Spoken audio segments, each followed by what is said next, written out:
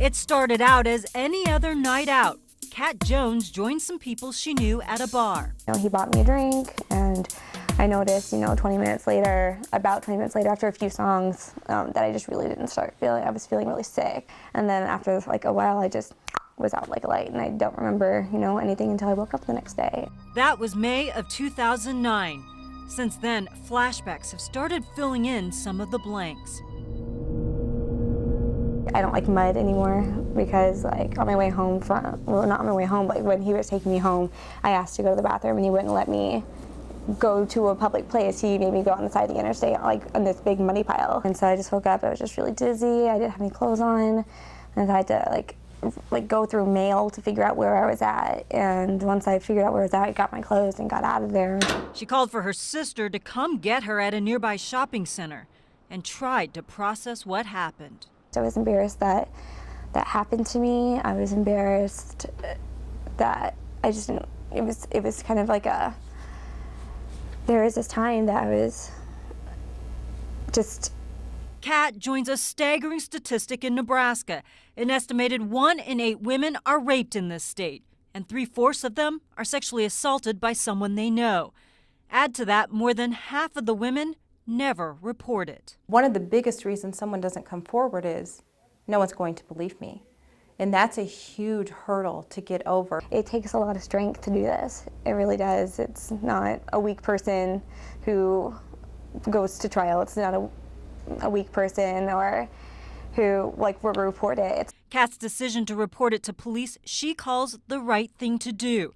And she keeps the bracelet from the hospital that day as a reminder. For me, it's a symbol of strength. It was like a choice whether or not to go to the hospital or not, and I did. She would need that strength to go through the trial as her actions and behavior went under the microscope. Your life is kind of ripped open for anybody to see, and it can get it's kind of scary. It's a huge invasion of privacy. As a society, we're so used to looking at that victim and what she was wearing and what she was doing in the position that she was in, as opposed to what actually happened to her. Prosecutor Julie Medina admits winning an acquaintance rape case is an uphill battle.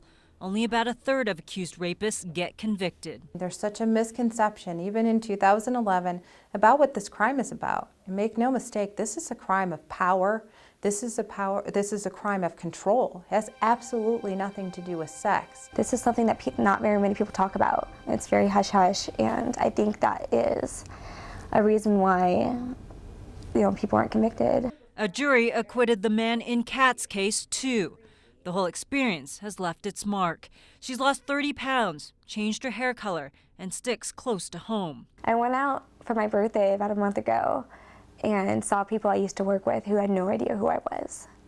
And it made me pretty sad because, it's hard for me to talk about this with, absolutely, everyone, and they don't know what happened, and they don't know what made the change. But she's scarred, scared at times, but also incredibly strong, determined to stand up as a rape survivor and encourage other women to step forward. It's a crime just like murder or robbery. It's a crime. You don't hide those crimes from people because you feel like you did something wrong. You did nothing wrong.